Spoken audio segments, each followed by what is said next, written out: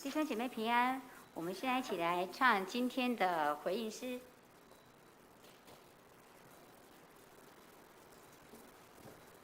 我心属于你。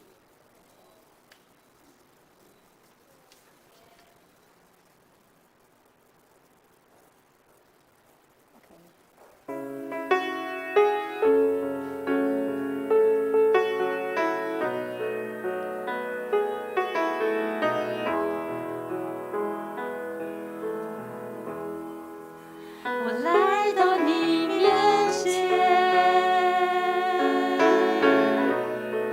真心向你呈现，耶稣，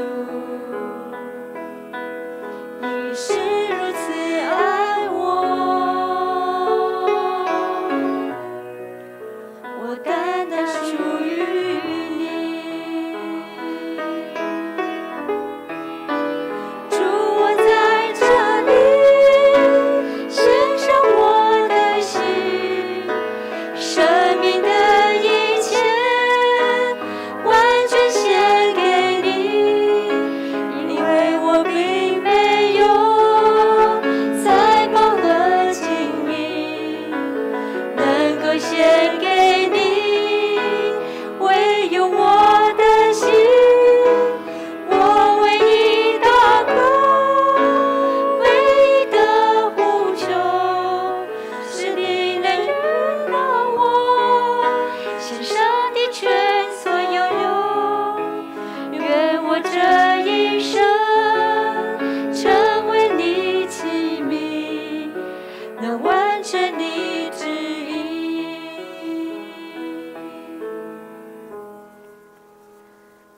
我们再来唱祝福诗第400首，愿主的爱与你同在。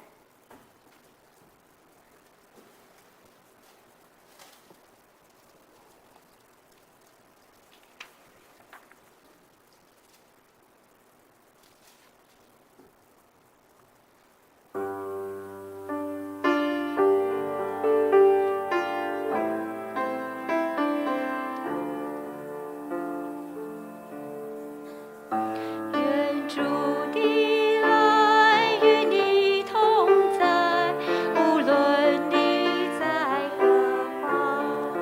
愿他赐福你心灵的安康。主的爱如流水匆匆，与你分享他的爱，在那蒙蒙的黑夜里见烛光。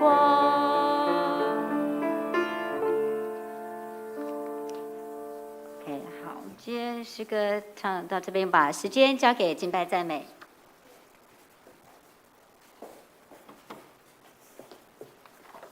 弟兄姐妹们平安，我们一起起立来唱这首《让赞美飞扬》。因神的慈爱，因他大有能力又奇神机奇妙的神，来，我们一起来齐声来赞美，让这首《赞美飞扬》来表达我们的欢喜赞美的声音。来，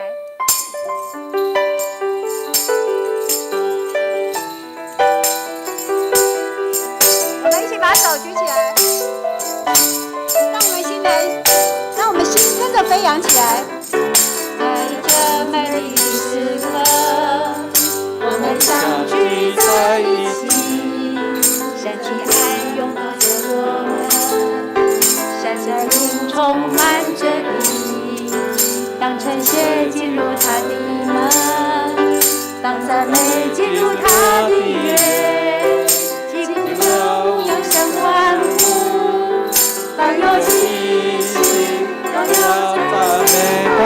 赞美同时处相聚，让衣服在空中飞舞，让我们的心向神敞开，让我们的心向神敞开哦，让赞美从四处响起，让音符在空中飞舞，让我们的心向神敞开。在这美丽的时刻，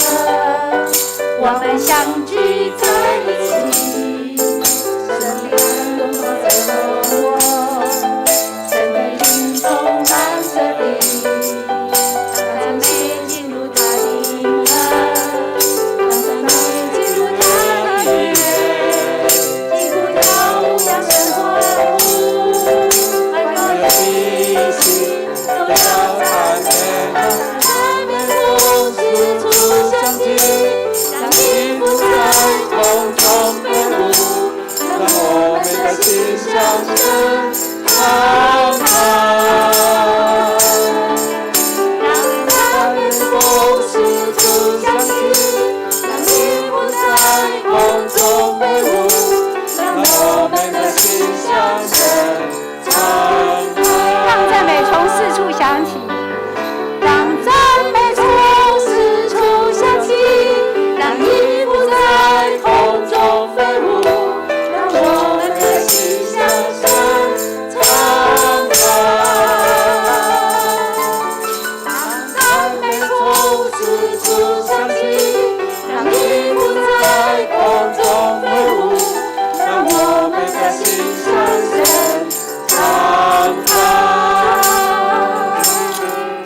让我们的心向神敞开。我们一起请坐，让我们的心向神敞开。我们这时候呢，也特别要来领受我们神在我们当中这样的一个美妙，我们心里充满感谢，因为主耶稣的怜悯跟他大的慈爱跟我们同在。我们这时候就献上这首我心充满感谢，把我们的全心全人，把我们的所有都带到神的面前来。我们一起来唱这首我心充满感谢，我心来感谢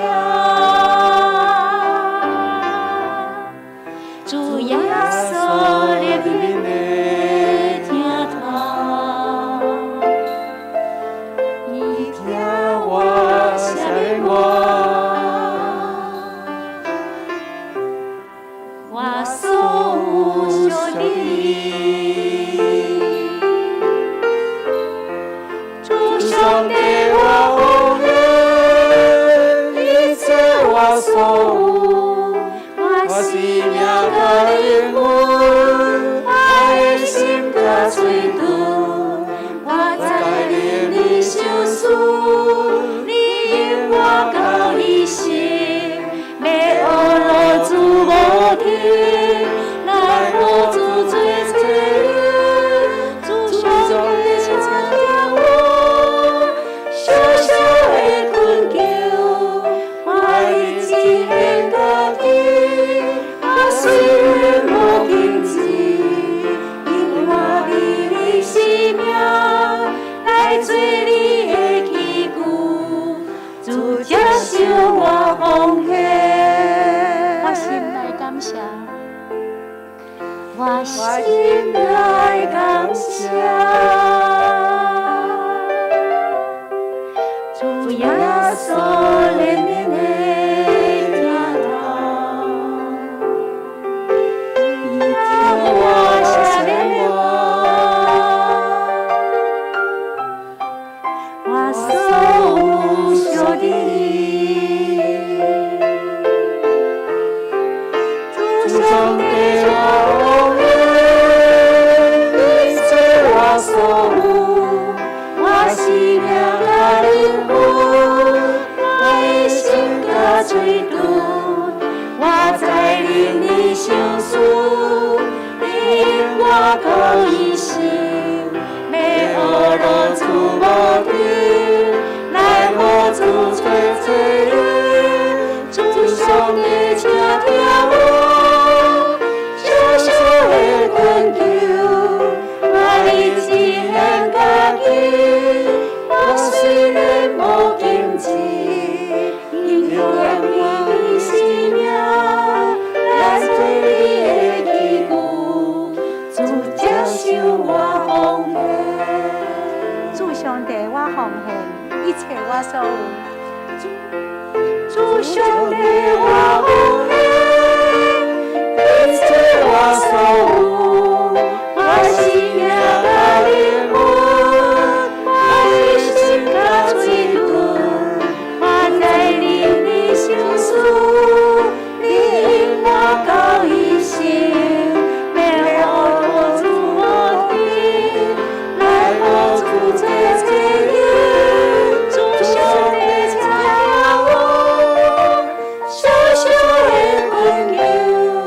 我已经很高兴。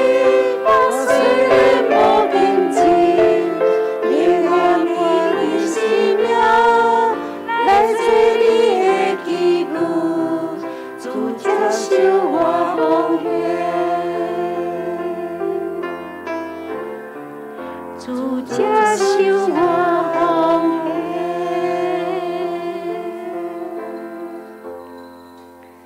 我们在主面前立定我们的一生要为主所用。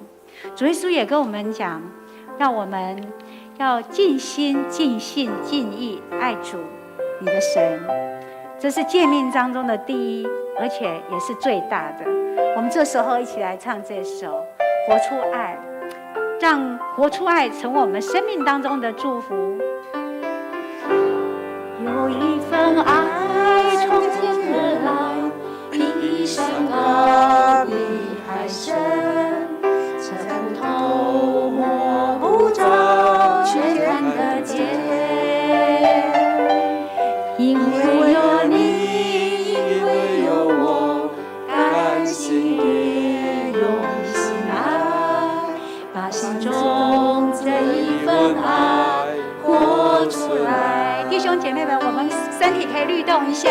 主的爱，上帝的爱在我们心里面真正激荡我们。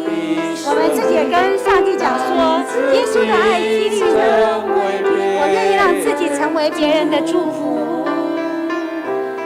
耶稣的爱点燃我心中熊熊爱火，我们一起向世界活出爱。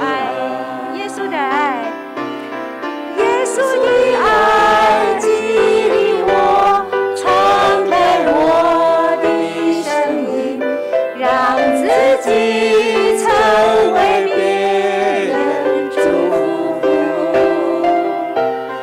耶稣的爱点燃我心中熊熊爱火，我们一起向世界活出爱，我们一起向世界活出爱。我们一起同心祷告。慈悲爱我们的父神，我们何等的恩典！主耶稣在这个大灾难当中，我们何等的恩典！因为我们让神你宝宝在你的怀中，好让我们得着安全。我们教会的弟兄姐妹，还有我们的家族，还有我们的工作，还有我们的学业，都蒙神你的保守，这是何等大的祝福！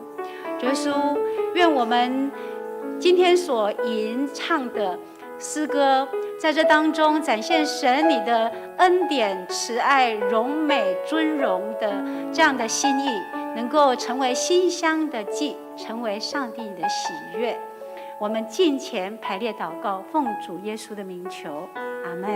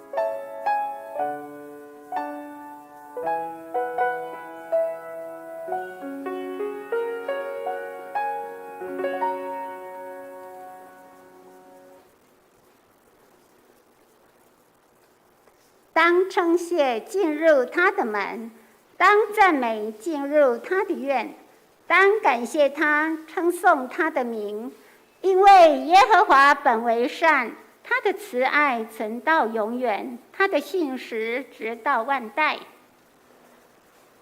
弟兄姊妹，大家平安。看，这时候我们一起同心来祷告。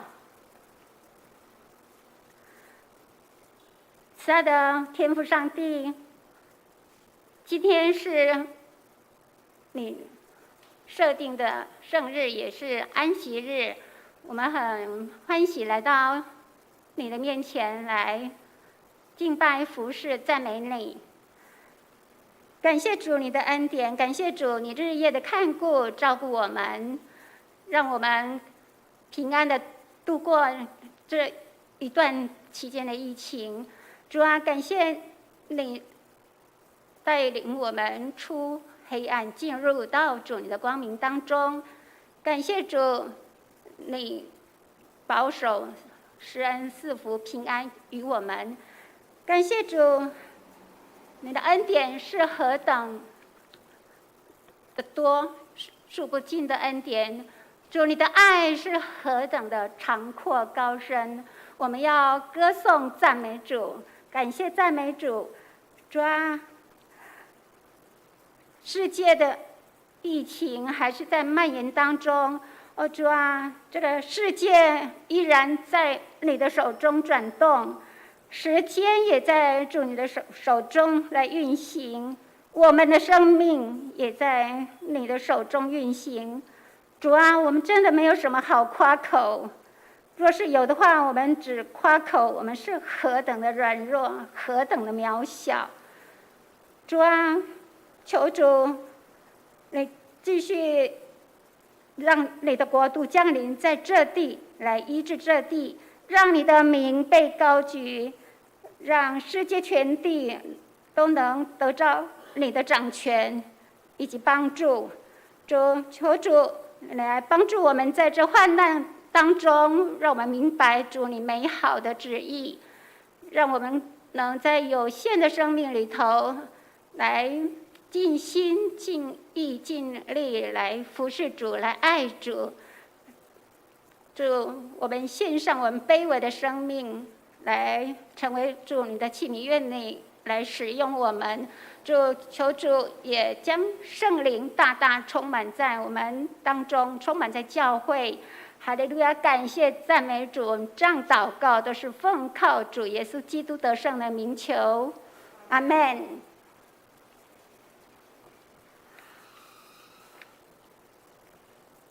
我们一起来攻读圣经。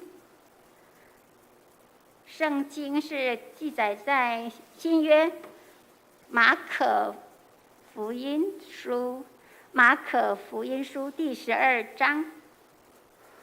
第12章，我们今天要从第41节到44节。那我来读，请大家听。第41节，耶稣对银库坐着，看众人怎样投入钱入库。有好些财主往里投了若干的钱，有一个穷寡妇来，往里投了2个小钱，就是一个大钱。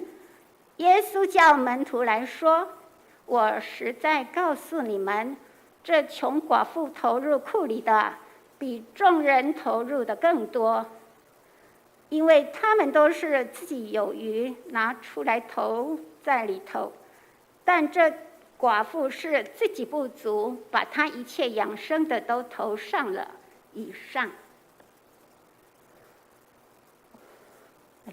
此时我们来邀请我们的怡娟牧师来证道。今天怡娟牧师要证道的主题是奉献的真谛。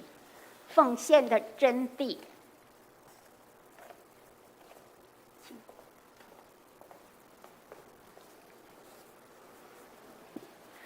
各位弟兄姐妹，大家平安。感谢上帝的恩典与我们每个人同在，让我们还有存活的气息，能够歌唱，能够工作，能够在生活当中有这样一切就绪的步调。虽然在疫情当中也渐渐趋缓，让我们将自己再一次重新的出发。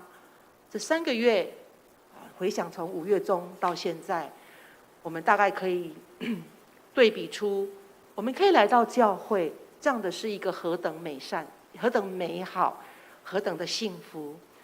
相较之下，前面3个多月我们闷在家里，但是其实虽然这个疫情有让我们中断了一些事情，但是其实我们信仰是没有中断的，我们信仰是不断的往前走。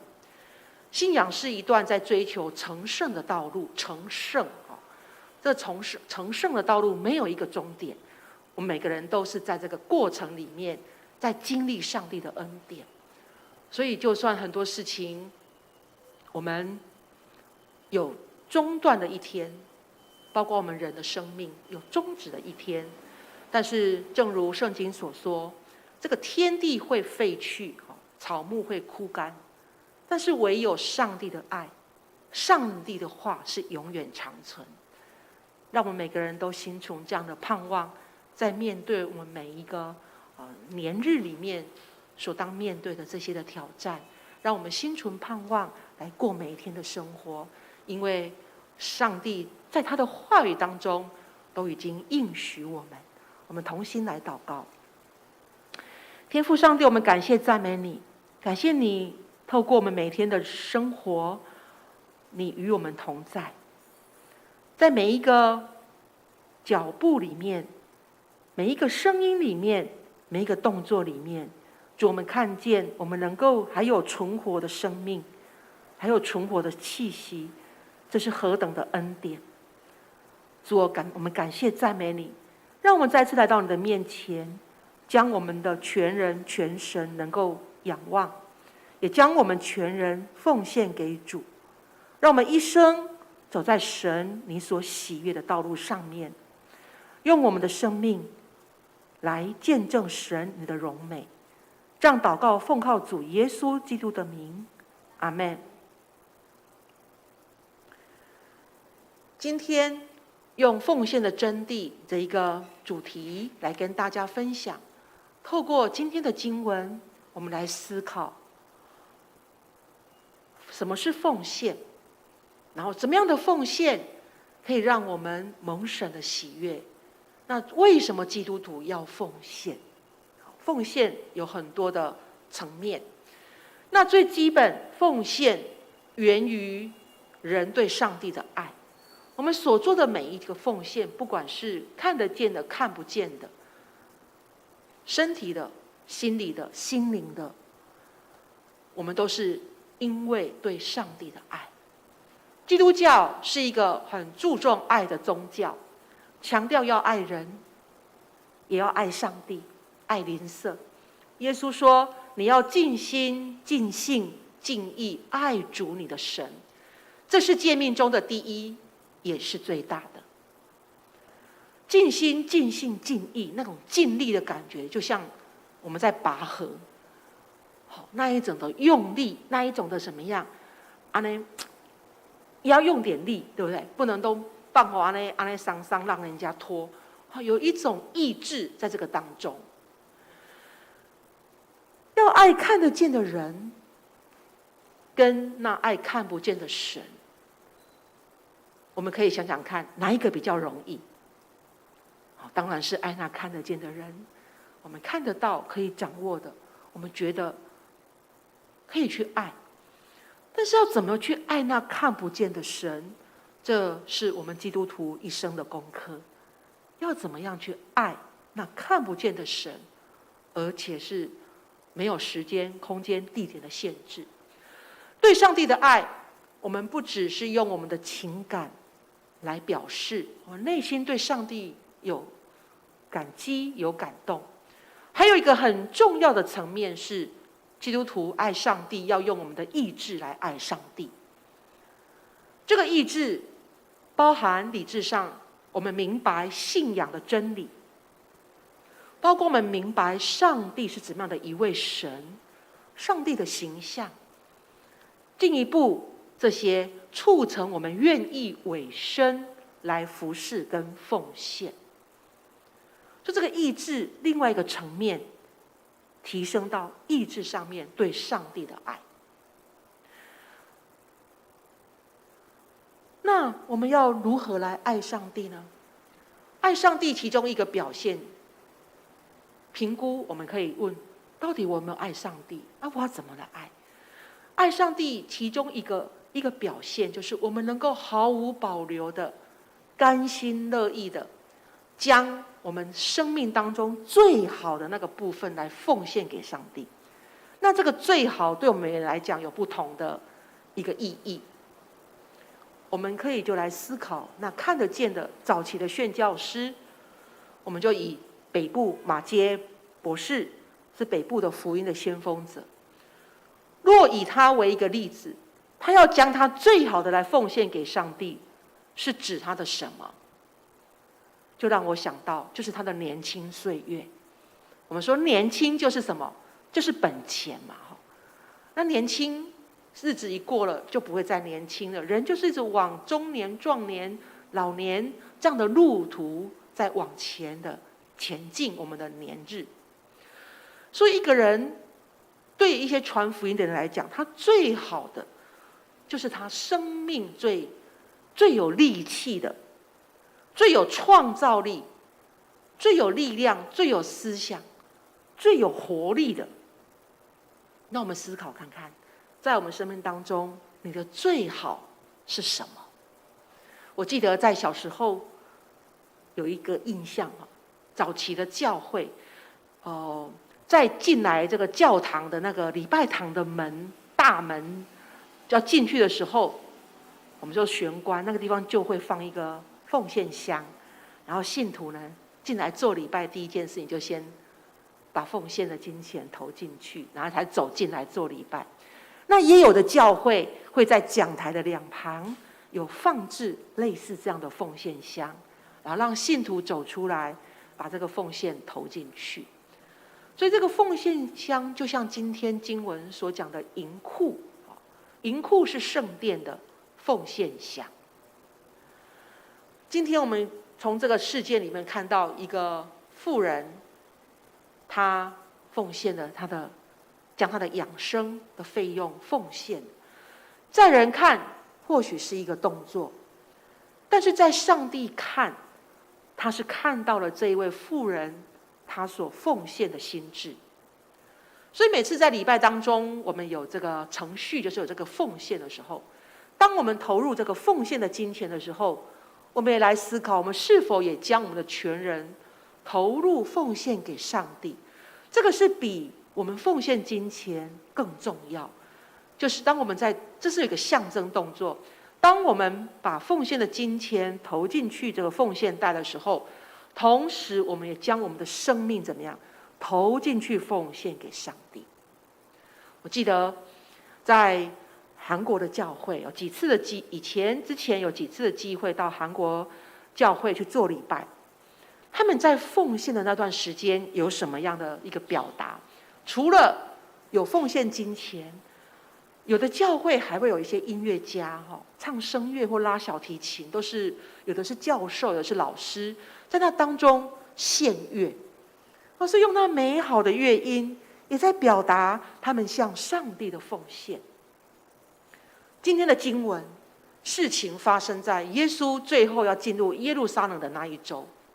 那再过几天就是逾越节，耶稣将要面对受难的痛苦，但经文说，他却安然坐在圣殿银库旁边，在观察每一个投钱入库的奉献者。今天这段经文同时也记载在路加福音的第21章，但是路加的作者特别指出，这一位寡妇她是穷寡妇，一个poor，穷，可见她并没有儿子，所以导致她必须要依靠到别人的麦田去捡拾麦穗来维持生活，或者是依靠亲人朋友的帮忙来生活。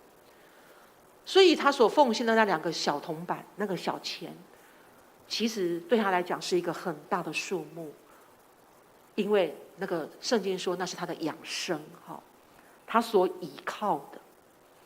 所以可以说，这位妇人她是奉献了她全部的生活费用。耶稣说，这穷寡妇投入银库里的，比众人所投的更多。耶稣为什么这样说呢？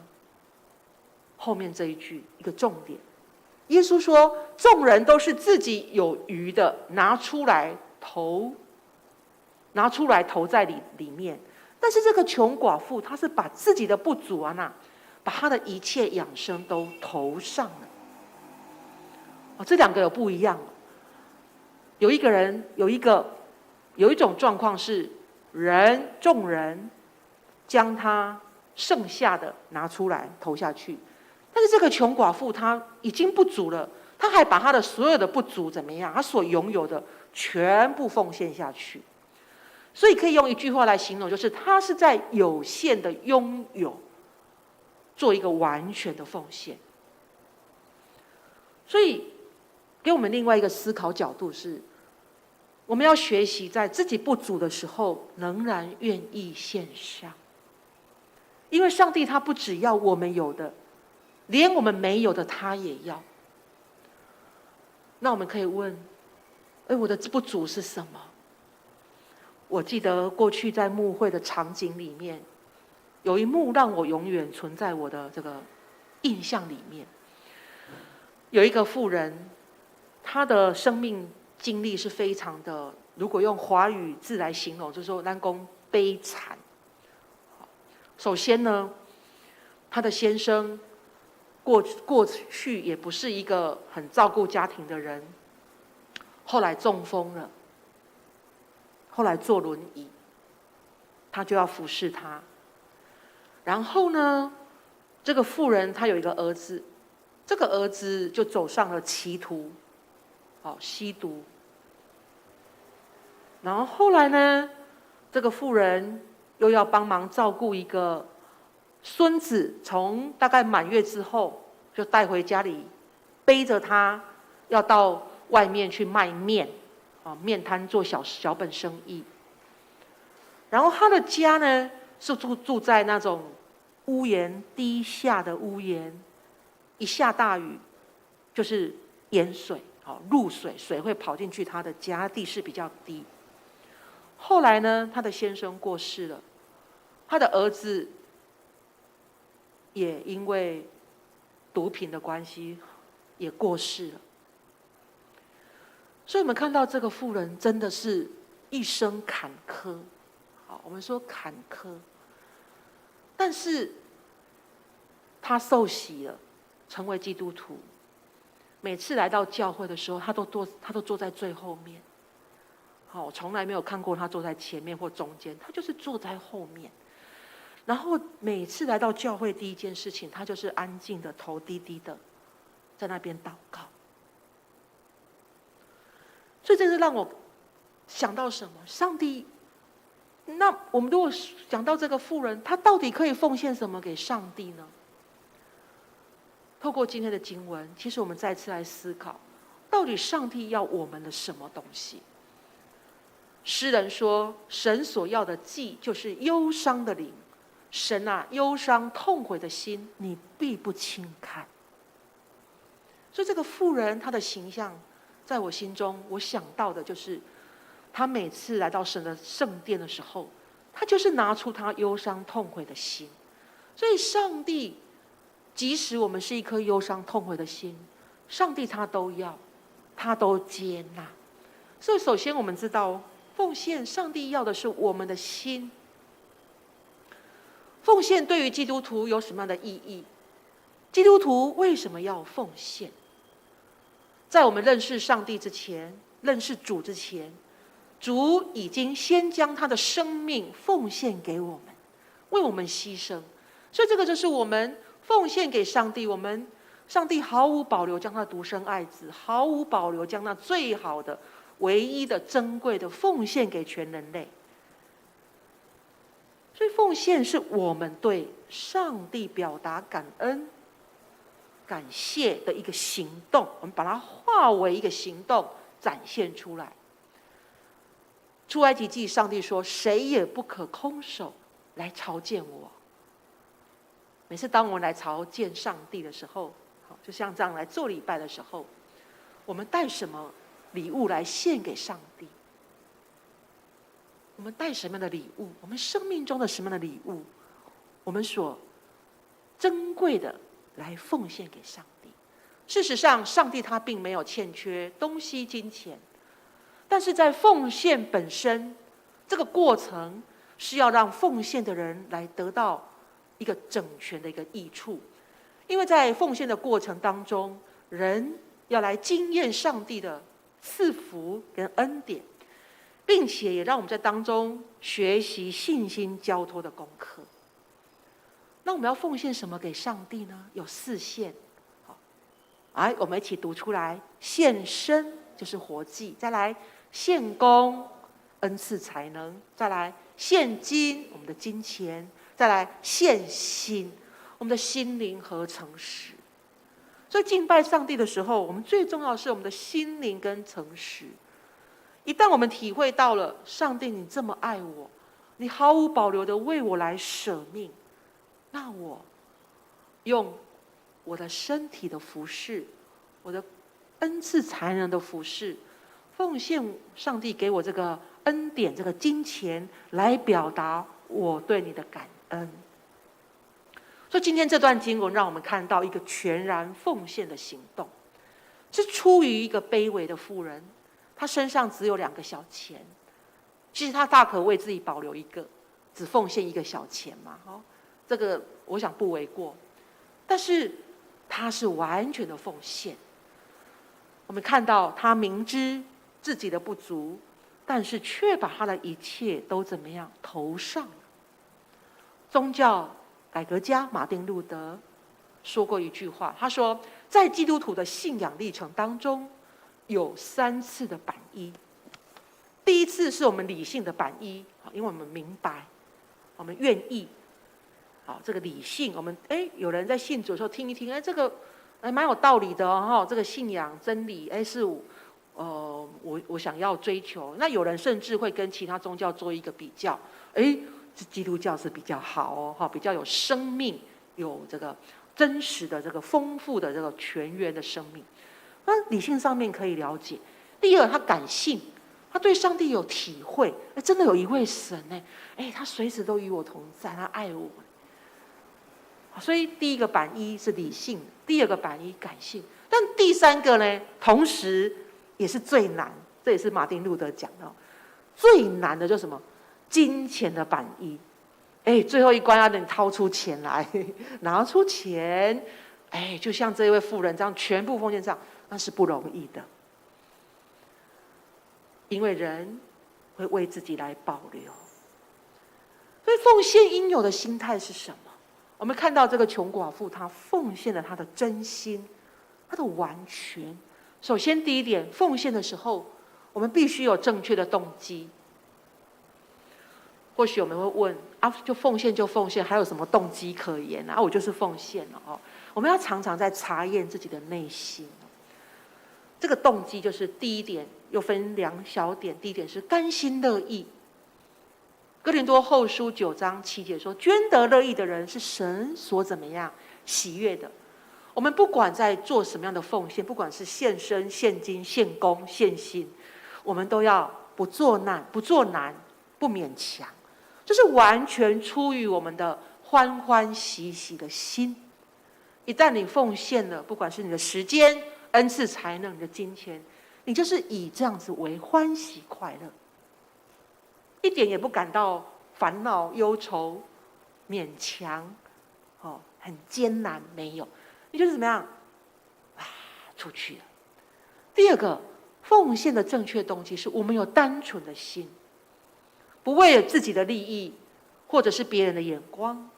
单纯的心就是我们对准感谢上帝的心意，我们爱上帝还有爱教会的心来奉献。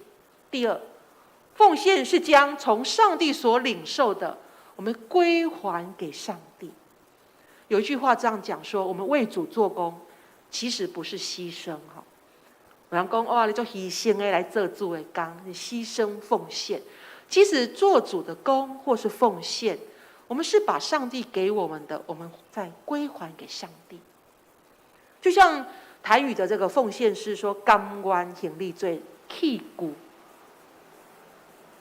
我们再把这些还给上帝，去做上帝国有功效的事情。第三，上帝是以奉献者的心来衡量他所奉献的。人看奉献的数字，神看人奉献的心境。那从今天的经我们看到，众人所投的是金钱，但是这个寡妇她所投的是她完全的一个牺牲，完全的一个奉献，完全的心。那什么是完全呢？完全就是没有为自己来保留，没有为自己来保留。所以上帝今天在看我们是，你为自己保留多少，你还有多少没有拿出来，你的心、你的恩赐、你的时间、你的才能、你的金钱，你到底为自己保留了多少？我们看到这位寡妇，她什么也没有为自己保留，什么也没有留下。第四，我们落实奉献的实际行动，将我们对上帝的一个报答跟感谢之情之心，把它化为一个实际具体的奉献行动。我想当我们都会说规划我们的人生嘛，那我们要规划我们对神的奉献，规划我们对神的奉献，不管是在我们的恩赐的服事、时间的付出、金钱的付出，我们有一个规划，在我们的信仰的历程里面，相信当我们这样做的时候，圣经说我们是积财宝在哪里？积赚财宝在天上。在地上的一切终有一天会归零，但是唯有积在天上的，那是永恒的，是可以本来少变成多的，本来微小的变成丰富的。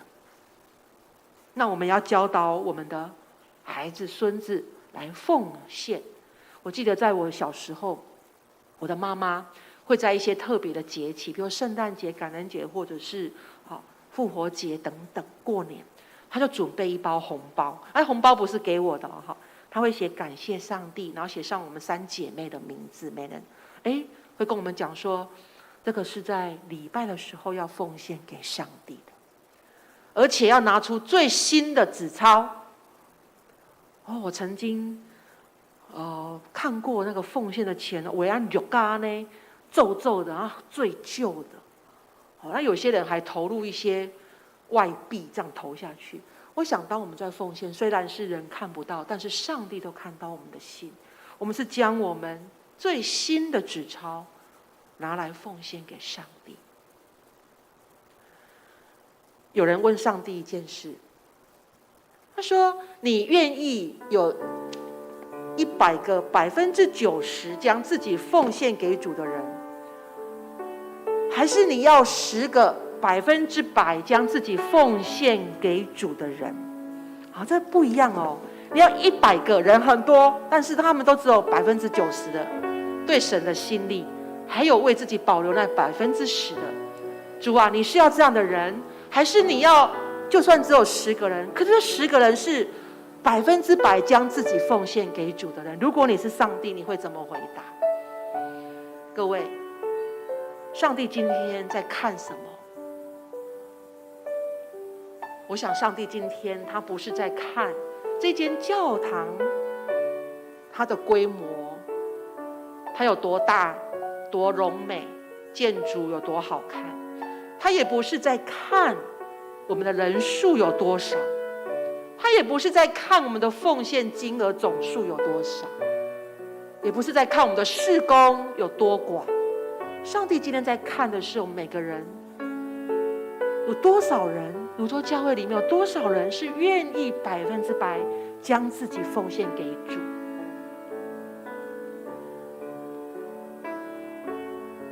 有多少人是愿意献身、献功、献金、献心，毫无保留，而且欢欢喜喜、甘心乐意的来为上帝奉献？求主帮助我们，因为今天上帝、耶稣他在看我们怎样奉献，不管我们奉献金钱、恩赐、才能、时间等等，耶稣在看我们怎么奉献。盼望我们从今天的这个寡妇的奉献里面，我们学习到一个完全的心，单单的将我们的爱完全的奉献给上帝。我做了一首诗歌，用台语写的。我当奉献什么给主呢？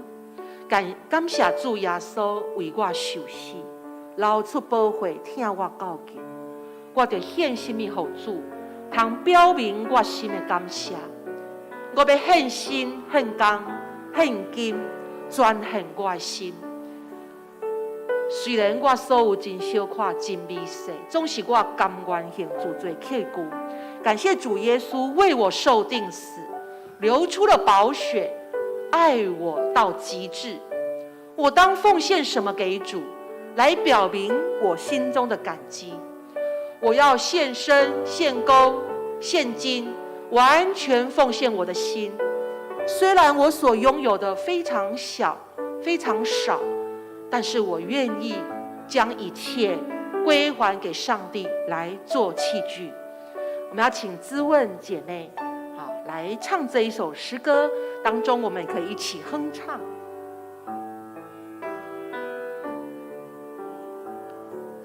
感谢主耶稣为我受死，流出宝血，听我告诫。感谢主耶稣为我受死，流出宝血，听我告诫。我的生命无助，倘有被我心感谢，我要献献功献金，全我的心。虽然我所有真小可，真微细，总是我甘愿爱主做器具。我的生命无助，倘有被我心感谢，我要献献功献金，全我的心。虽然我所有真小可，真微细，总是我甘愿爱主做器具。亲爱的主上帝，我感谢你，你给我的实在是真多，你给我的恩典实在是算不了。主，如果我孝顺，对阮过去的生命到担，阮实在领受你最最恩典。总是有时阵，阮嘛知阮亏欠你，恳求主上帝你帮助阮，互阮学习这个富人人，要怎样将伊的完全来献上给主上帝你。主，我毋是要求家己，求别人的学路，总是我要求上帝你，互阮你所欢喜的心。主，阮搁一摆来到伫你的面前，恳求你悦纳我们所奉献的一切。虽然我们身上所有的是微小不多，但神就让我们愿意将自己的心完全的摆上，在我们的一生当中，让我们紧紧的来跟随你，让我们的生命没有留白，让我们的生命在神你的手中的时候，让我们的生命能够变成一个尊贵的器皿。我们再次思想你所给我们的一切，我们要如何一一的来归还给主，来成就上帝国那美善的事。主，恳求你帮助我们，将你自己的话语再次深烙在我们的心中。我们这样祷告，奉靠主耶稣基督的名，阿们。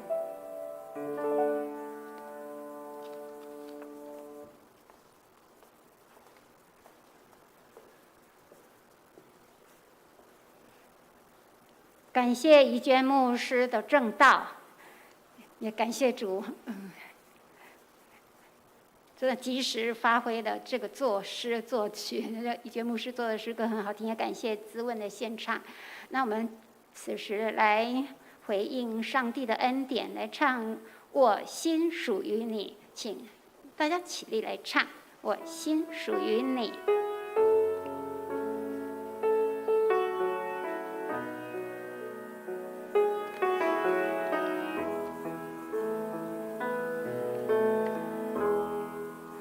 我来到你面前，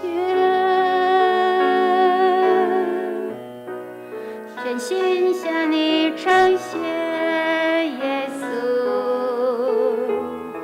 你是如此爱我，我单单属于你，主啊，在这里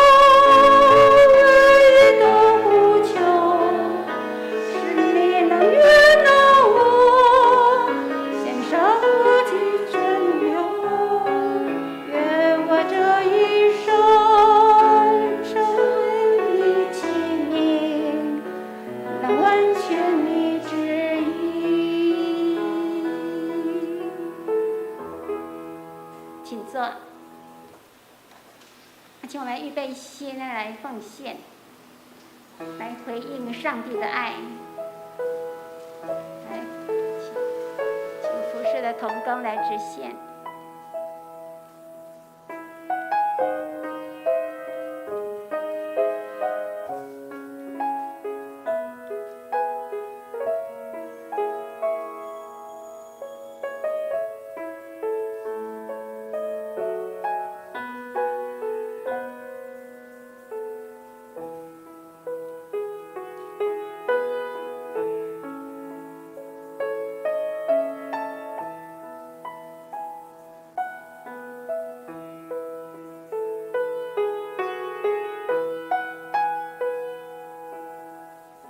请大家起立来唱奉献的诗歌。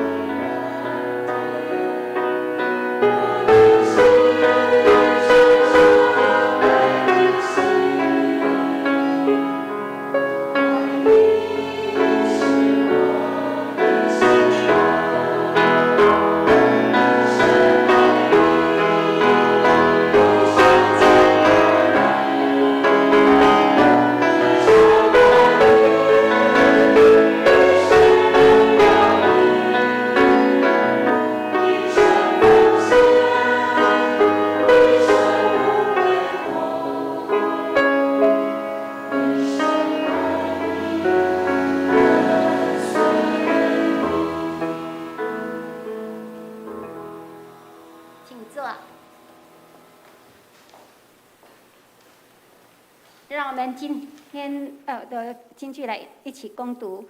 今天的金句记载在约翰福音书第12章44节，我们来华语来读2次，来金句来闪来。耶稣说，他们都是自己有余，拿出来投在里头，但这寡妇是自己不足，他一切养生的都投上了。耶稣说，他们都是自己有余，拿出来投在里头。那这里寡妇是自己不足，把他一切养生的都投上了。马可福音书第12章44节。我来做教会的消息报告。第一，那个转账奉献，请大家过目来关心奉献啊。那第一的消息哈，9月份的因为配合疫情哈，那我们教会实体的礼拜有分配，那不过华语堂的部分很好记，华语堂就是一样，就是这个时段，所以请记得，就像今天一样11点开始，来做礼拜，那也有直播这样子。那今天有庆生会，那请问一下华语堂有6月至9月的寿星吗？请举个手好吗？有吼，那待会再来来做庆生，好久没有庆生。那我来看第3，就是下午1点30分哈，有定期的长执会，请长执在预备心。那第4，各单位请在9月26号之前完成明年度的同工改选，并将名单以这个书面的方式来交给牧师。那第5是松年团契的部分。那第6，年度的查账在926号主日礼拜后，由本会的财务组举行2021年的财务的检查，敬请各单位的相关人员能预备账册还有存折受检。那第7、第8请自己过目。那肢体相同的部分也请大家继续来为着疫情啦，为着地球暖化啦，这些天灾地变来祷告，还有为着身体欠安的弟兄姐妹来祷告。那最后就是中会交接消息的部分哈，就是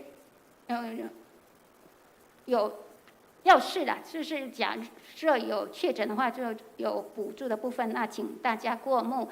那最后一点就是说，长老教会有这个口罩的算是义卖，每盒300元，然后有50片哈，那每片的话就是6元，这是要作为教会和社会部的防疫基金。好，那请在楼下公布栏上来登记的，那登记到下礼拜主日截止这样子。那不好意思，那有一个补充报告的部分，就是第6的部分，然后奉献主日的部分，在下周主日9月12号哈，是总会所定的圣经学院奉献主日。学院宗旨是以圣经培养信徒在职场为福音做见证，教育及信仰栽培事工、教牧进修、校舍整建工程等。那请兄姐呢可以关心来带导。那请问牧师有要补充报告吗？来，请国成牧师。大家平安。我们庆生原则上就是第一个主日来举行，但是因为6、7、8月因为疫情的关系没有办法来举行。那今天是9月嘛，就6、7、8、9月那等一下我们会庆生。那可能或许有人收看线上的直播的弟兄姐妹也欢迎。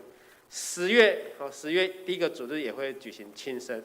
那一样就是9月都没有回来的人，这样就是还是6、7、8、9、10，反正每个人最后一次都能够来领受这个祝福了，因为疫情的关系，所以我们就原则上会到12月，大家都有机会，不是说你过了然后就没有这个机会，因为现在是线上礼拜嘛。那再来就是开学就是那个口罩，口罩登记的话，那个是要做教社部防疫的基金，1盒300元。还有就是开学上个礼拜开学，那我们祝福在座的学生你们开学都能够顺利平安。特别是接下来会有一波12岁到17岁到22岁的接种的疫苗的接种，那也愿神保守看顾。那在座有升大学的，欢迎你来加入青年团契。来，我们请青年团契的会长代理会长挥挥手一下礼拜六礼拜六你的羊在后面那个嘉乐来，嘉乐站起来。那今年要升辅仁大学法律系恭喜他。还有那个国柱兄要辅仁大学博士班父子一起上学都是读法律的好，那在座邀请，如果有升等小6升到国中，欢迎参加青少年团契。青少年团契在每个主日的早上的9点半。那现在各项聚会都陆陆续续恢复。那接下来就等主日学，主日学这一波可能会再看小会，看是下个阶段什么时候来恢复。那也鼓励年轻人都尽量来华语礼拜，那台语的礼拜的名额我们就留给年长者，还有一些没有办法用手机、电脑收看礼拜直播的这些长辈，原则上是这样子。好，以上补充报告。好，那欢迎那个6、7、8、9月生日的来，欢迎到前面来。6、7、8、9。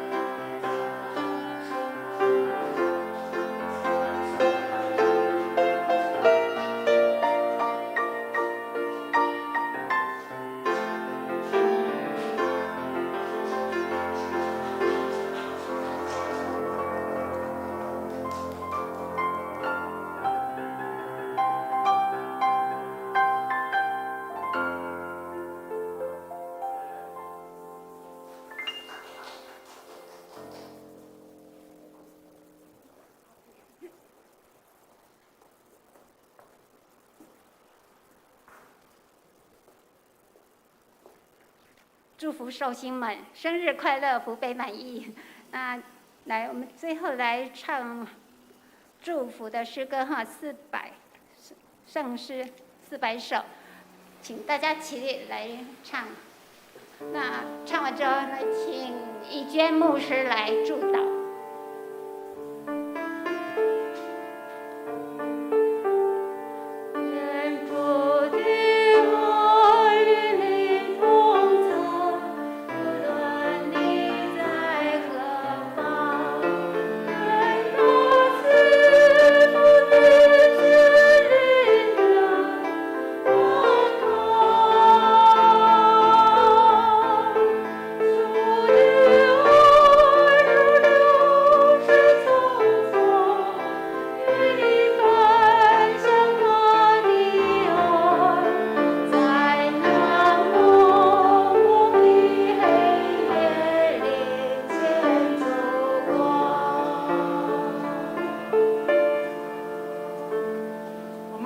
领受上帝的赐福，愿主耶稣基督的恩惠、上帝的慈爱、圣灵的感动，常与你们众人同在，从今时直到末了。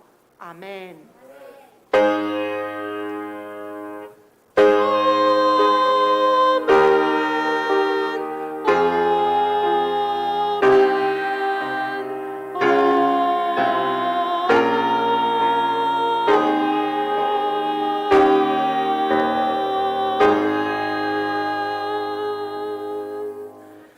请坐。